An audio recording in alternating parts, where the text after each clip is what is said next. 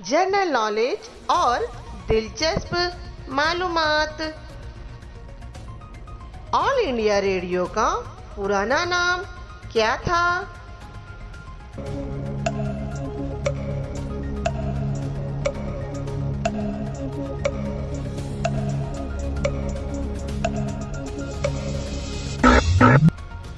सही जवाब Indian broadcast.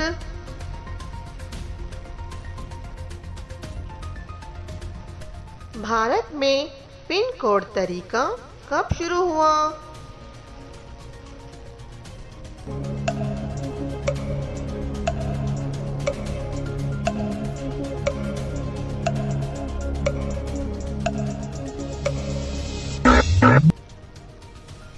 सही जवाब 2 अक्टूबर 1972।